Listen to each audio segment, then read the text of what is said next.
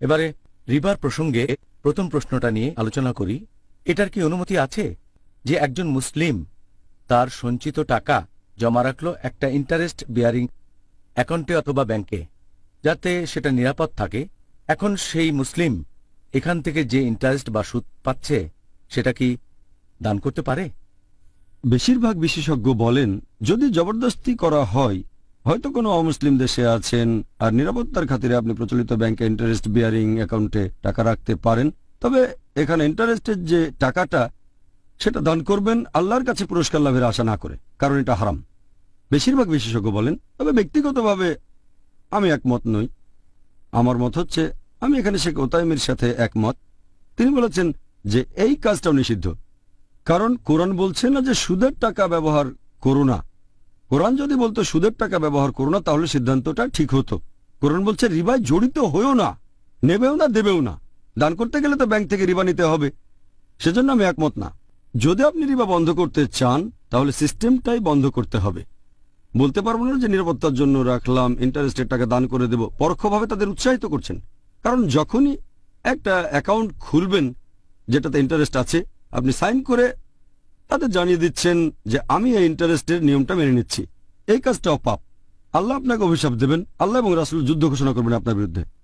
আর আমি এই লোকজনকে প্রশ্ন করব যারা বলে যে ইন্টারেস্টের টাকা আপনি দান করে দিতে পারেন। ধরেন আমি মাদকদ্রব্যের ব্যবসা করি, ধরেন কোকেন, তারপর ব্রাউন সুগার, আর ধরেন ইনভেস্ট করেছি $1 মিলিয়ন, আর প্রত্যেক মাসে $1 বিলিয়ন লাভ করলাম, এবং লাভের টাকাটা আমি দান করে দিলাম গরিব মানুষের মাঝে। এটার কি অনুমতি আছে? তারা বলবে না, হারাম। কেন? কারণ কোকেন বিক্রি করা, ব্রাউন সুগার, এগুলো হারাম। এখন কোকেন, ব্রাউন সুগার ইত্যাদি বিক্রি করা যদি হারাম, রিবা আরো বড় হারাম। কারণ যদি রিবাতে জড়িত থাকেন, আল্লাহ এবং রাসূল আপনার বিরুদ্ধে যুদ্ধ ঘোষণা করবেন। যখন ব্যাংকে দিচ্ছেন পারমিশন, তারা ইন্টারেস্টে আপনার সাথে লেনদেন করবে, এটা অনেক বড় গুনাহ। তাহলে ছোট গুনার বেলা তো একই রকম হবে। সেজন্য আমি একমত নই। যদি তারা নিরাপত্তার জন্য ব্যাংকে টাকা রাখে, তাহলে তো সেটা রাখতে পারে কোনো ইসলামিক ব্যাংকে, অথবা শেষ উপায় হিসেবে টাকা রাখতে পারেন কারেন্ট অ্যাকাউন্টে। এমন কিছু অ্যাকাউন্ট আছে ব্যাংকে যেখানে কোনো ইন্টারেস্ট বা সুদ দেওয়া হয় না, এটাকে বলা হয় কারেন্ট অ্যাকাউন্ট।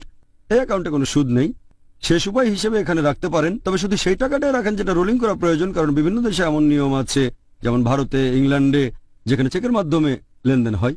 যদি আপনি ব্যবসায়ী হন, তাহলে অ্যাকাউন্টে সেই টাকা রাখেন যেটা রোলিং করা প্রয়োজন। বাকিটা ইনভেস্ট করতে পারেন প্রপার্টি, রিয়েল এস্টেট, স্টক ইত্যাদিতে।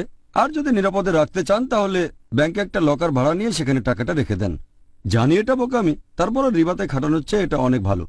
অন্তত আল্লাহ রাসূলের কাছে নিরাপদে থাকবেন, না হলে আপনার বিরুদ্ধে যুদ্ধ ঘোষণা করা হবে। শেষ উপায় হিসেবে যদি শুধু নিরাপত্তার কথা ভাবেন, লকার ভাড়া নেন। হয়তো মাসে কয়েকশো টাকা বা বছরে 1000 খানেকের মতো লাগতে পারে, অথবা ইংল্যান্ডে হলে কয়েক পাউন্ড লাগবে। লকার ভাড়া নেন, সেখানে টাকাটা রেখে দেন। সরকারকে জানাতে পারেন, সমস্যা নেই, টাকাটা সেখানে রাখেন। যদি নিরাপত্তা চান আপনি, তবে নিলেন রিবা। আর যদি দানও করে দেন, এভাবে রিবার সিস্টেমকে উৎসাহিত করছেন। আমি বলবো যে এটাও হারাম। হ্যাঁ, আর এখন আমাদের ইংল্যান্ডও আলহামদুলিল্লাহ এরকম কিছু ব্যাংক চালু হয়েছে। আমি দোয়া করছি আল্লাহ সুবহানাহু ওয়া তাআলা আমাদের সাহায্য করুন, এরকম অর্গানাইজেশন যেন আরো হয় যারা সুদমুক্ত। আমি আল্লাহ সুবহানাহু ওয়া তাআলার কাছে দোয়া করছি এই অর্গানাইজেশনগুলো যেন সরল পথে থাকে। আমিন। তারা যেন সত্যি সত্যি ইন্টারেস্ট ফ্রি হয়। ইনশাআল্লাহ, ইনশাআল্লাহ।